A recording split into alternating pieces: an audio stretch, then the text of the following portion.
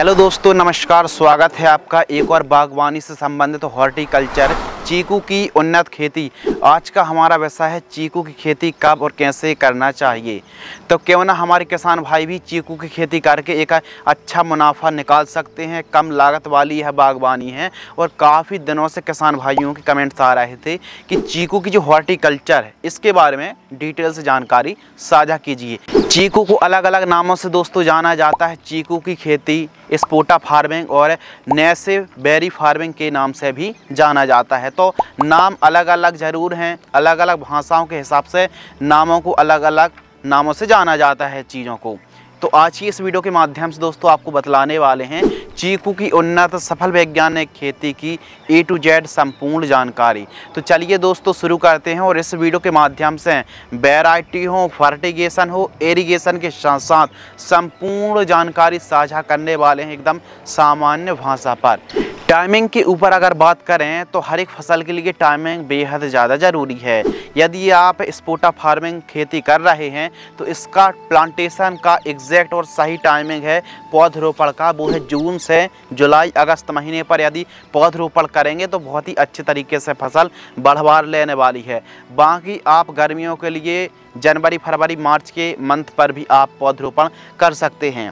जलवायु के ऊपर अगर बात करें तो यह जो फसल है ठंडे नम आर्द्र जलवायु की इस फसल के लिए आवश्यकता पड़ती है और इसके लिए जो टेम्परेचर है न्यूनतम 8 से 10 और अधिकतम 35 से 40 डिग्री सेल्सियस तक जाता है। नीचे 8-10 रहता है तो अभी आप खेती कर सकते, कोई दिक्कत की बात नहीं है। भूमि और खेत की तैयारी के ऊपर बात करें हैं तो देखिए चीकू की खेती आप सभी प्रकार की भूमि पर खेती कर सकते हैं। बस मृदा की pH वैल्यू 5.5 से 7.5 तक रहनी चाहिए। उत्तम जल निकास का प्रबंध होना चाहिए और भूमि जो दोस्तों है यदि एक अच्छा उत्पादन देखने के लिए मिले तो काली दोमट, चिकनी दोमट या फिर बालुई दोमट भूमि पर काफ़ी अच्छा उत्पादन देखने के लिए मिलता है। पीली दोमट भूमि भी काफ़ी सक्षम है इसकी खेती के लिए। उन्नतशील किस्में तो जो वैरायटी हैं राज्य के हिसाब से, सिटी के हिसाब से, क्लाइमेट्स कंडीशन के हिसाब से वैरायटी भी अलग अलग तैयार की जाती हैं। तो जो आपके एरिया पर बेस्ट वैरायटी उनका आप चुनाव कर सकते हैं। इस वीडियो के माध्यम से भी आपको बेस्ट क्वालिटी, बेस्ट उत्पादन और बेस्ट फलन क्षमता वैरायटी की हो इनके बारे में भी हम बात करते हैं। क्रिकेट बॉल के नाम से आती है, काली पत्ती, बारहमासी, DHS1 आती है, DHS2 वैरायटी आती है। इनको आप लगा सकते हैं। वैरायटी उन्हीं किस्मों का आपको चुनाव करना चाहिए जिसके फल का जो साइज़ है वो बहुत ज़्यादा बड़ा नहीं बल्कि मीडियम होता हो और जो बीज की संख्या है वो बहुत कम से कम रहेगी तो बहुत अच्छा है। सीडलेस को भी आप लगा सकते हैं, जो सीडलेस वैरायटी आती हैं, या फिर कम से कम जो बीज रहती हैं जिन वैरायटी पर, यदि उन वैरायटी को आप लगाएंगे तो जो मार्केटिंग डिमांड है, मार्केटिंग वैल्यू है उस फल की हमेशा अच्छी रहने वाली है। ये बहुत ही बड़ा टॉपिक और विषय है दोस्तों, इसको आप नज़रअंदाज ना करें। जिस फल पर, जिस वैरायटी पर कम से कम बीजों की संख्या हो उस वैरायटी को ही आपको लगाना चाहिए।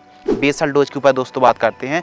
जब पौधरोपण करते हैं तो 2 ट्रॉली 2 से 3 ट्रॉली गोबरी खाद SSP 50 किलोग्राम, MOP 25 किलोग्राम, नीम खली या फिर सरसों की खली 50 किलोग्राम पौधरोपण करते समय प्रयोग करना चाहिए। इसके अलावा प्रति एकड़ पौधा के ऊपर दोस्तों बात करते हैं तो 1 एकड़ में लगभग 50 से 70 पौधे लगने वाले हैं। कितनी दूरी पर पौधरोपण करें? पौधे से पौधे की दूरी 20 फीट और लाइन से लाइन की दूरी 20 से 25 फीट रखनी चाहिए। यह डिस्टेंस बहुत अच्छा है।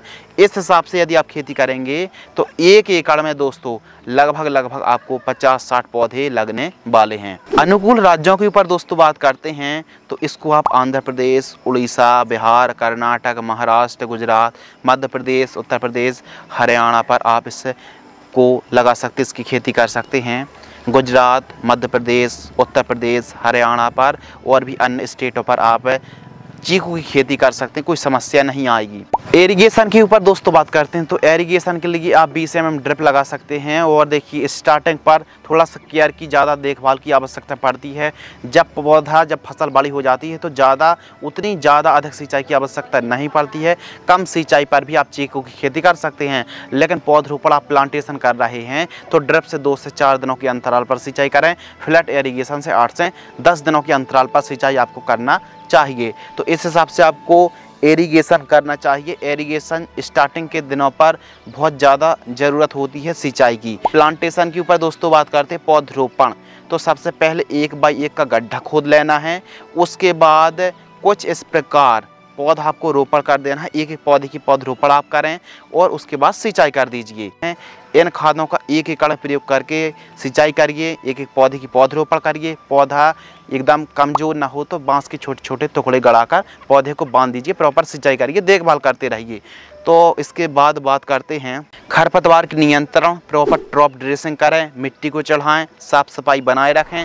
स्प्रे शेड्यूल, कौन कौन सी समस्या आती हैं, क्या स्प्रे करना पड़ेगा, कैसे कीट आते हैं उनको कैसे हम रोक सकते हैं। तो प्रमुख रूप से मिलीबग है, सफ़ेद मक्खी, हरी इल्ली, झुलसा, blight, leaf spot, powdery mildewed, downy mildewed, mite, अर्धग्रलन और स्कैब की समस्या आ सकती है। तो इसके लिए फर्स्ट स्प्रे 3 से 4 माह के मध्य 15 लीटर की दर से स्प्रे करें। सेकंड स्प्रे 6 से 8 माह। थर्ड स्प्रे फ्लावरिंग स्टेज से 10 दिन पहले आपको बायर की प्लानोफेक्स और रोको फंगीसाइड का आप स्प्रे कर सकते हैं, वो भी 15 लीटर की दर से। जब भी आप स्प्रे कर रहे हैं सिलिकॉन चिप को मिलाकर यदि स्प्रे करेंगे तो बेहतर रिजल्ट आपको देखने के लिए मिलेंगे। अब जैसे जैसे फसल वृद्धि करती जाती है, रोग बीमारी का प्रकोप होता है, उस हिसाब से आप पहचान करके स्प्रे कर सकते हैं।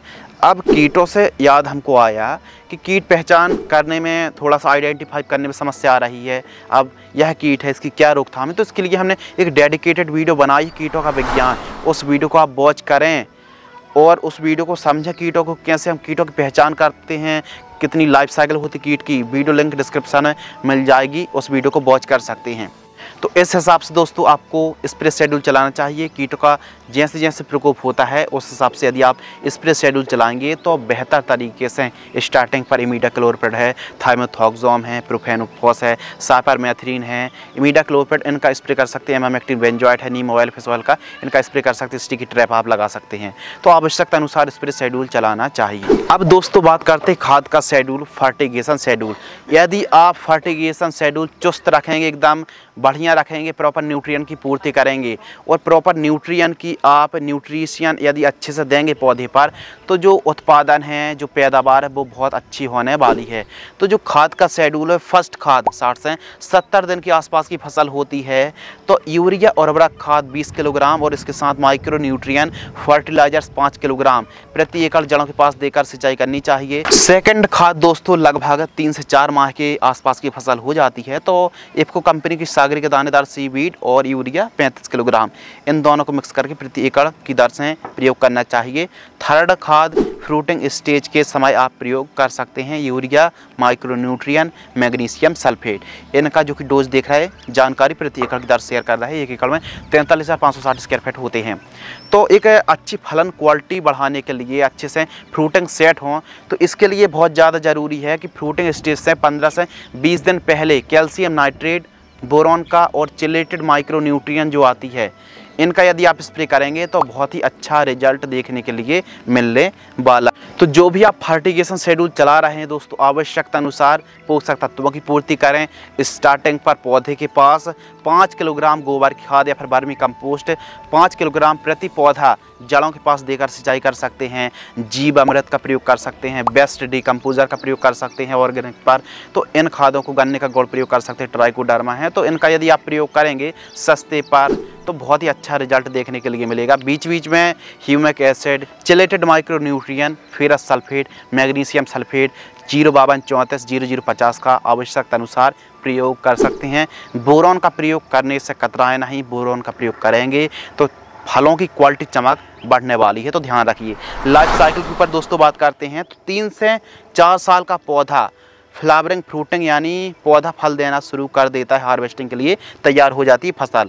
लेकिन इसकी जो लाइफ साइकिल है, एक बार पौधरोपण करने के बाद 30 से 35 साल, कम से कम 30-35 साल बड़े आराम से आपको फ़ायदा होगा, बड़े आराम से आपको उपज मिलने वाली है। तो प्रॉपर केयर करेंगे तो उत्पादन बढ़ेगा। अब लागत के ऊपर दोस्तों बात करते हैं तो जो लागत है 1 एकड़ में यदि आप चीकू की खेती करते हैं तो 50,000 से लेकर 80,000 रुपये के बीच में लागत लगने वाली 1 एकड़ में। बाजार भाव जब हमारे किसान भाई हार्वेस्टिंग करके मार्केट में ले जाएंगे तो 25 रुपये से लेकर 50 रुपये प्रति किलोग्राम तक का रेट देखने के लिए मिलेगा। अब दोस्तों बात करते हैं उत्पादन। यदि हमने 1 एकड़ में 70 पौधे ही लगाए हैं और एक पौधे से, स्वस्थ पौधे से 120 से 130 किलोग्राम फल की हार्वेस्टिंग हमको मिलती है। 120 किलोग्राम ही, कम से कम 120 केजी ही फल मान लेते हैं और इससे ज़्यादा ही उत्पादन देखने के लिए मिलेगा। हम कम से कम मिनिमम दोस्तों आपको बतला रहे हैं, मिनिमम कम से कम उत्पादन बतला रहे हैं 120 केजी, क्योंकि जैसे जैसे पौधा विकास करेगा उस हिसाब से उत्पादन बढ़ने वाला है। 120 केजी ही हम मान लेते हैं 4 साल में, 4 साल का जो पौधा होता है और 70 पौधे हमने लगाए हैं तो 8400 केजी यानी 84 क्विंटल उत्पादन हुआ। यदि हमको लगभग 35 रुपये का रेट मिल जाता है तो यदि हम 3500 में 84 का इंटू कर देंगे दोस्तों तो 2,94,000 रुपये के आसपास हमारा मुनाफा आ गया। अब लागत भी हम इसमें घटा देंगे तो ये मान लीजिए 2 लाख रुपए के आसपास हमारा 4 साल में शुरू हो जाएगा मुनाफा। अब स्टार्टिंग पर 3-4 साल में 80-90 क्विंटल उत्पादन हुआ, लेकिन आगे चल के 5 साल 7 साल बाद उत्पादन एकदम बढ़ने वाला है, इससे भी 3 से 4 गुना ज़्यादा बढ़ने वाला है। तो जैसे जैसे उत्पादन बढ़ेगा आपकी आमदनी भी बढ़ने वाली है। अब इस बीच में 3-4 साल तक आपको इंटरक्रॉपिंग लेना है, जैसे प्याज को ग्रो कर सकते हैं, मूली, मेथी, धनिया, मिर्च, टमाटर, पत्ता गोभी, फूल गोभी, बीन्स को ग्रो कर सकते हैं, कोरिएंडर को ग्रो कर सकते हैं, लाल भाजी, लाल साग को ग्रो कर सकते हैं, खीरा ककड़ी को ग्रो कर सकते हैं। अलग अलग सब्जियों, कंदवर्गी में आलू है, लहसुन है, प्याज है, इन फसलों को भी आप, कंदवर्गी फसलों को भी ग्रो कर सकते हैं, इंटरक्रॉपिंग कर सकते हैं। तो जो हमने आपको मुनाफा बताया 3-4 साल में 2 लाख, अब वो आगे चल के आपका 5 लाख 6 लाख रुपए, 5-6 लाख रुपए, 5-6 लाख रुपए आप 1 एकड़ से कमाई कर सकते हैं। तो ज़रूर आप चीकू की खेती करें, अच्छा मुनाफा देने वाली फसलों में से, बागबानी में से एक है। तो हमारे किसान भाई चीकू की खेती करके, स्पोटा फार्मिंग करके काफ़ी अच्छा प्रॉफिट जनरेट कर सकते हैं। आज की इस वीडियो के माध्यम से दोस्तों हमने आपको चीकू की उन्नत सफल वैज्ञानिक खेती की A to Z संपूर्ण जानकारी साझा की। यदि आपको यह वीडियो पसंद आती है तो वीडियो को लाइक करें। धन्यवाद।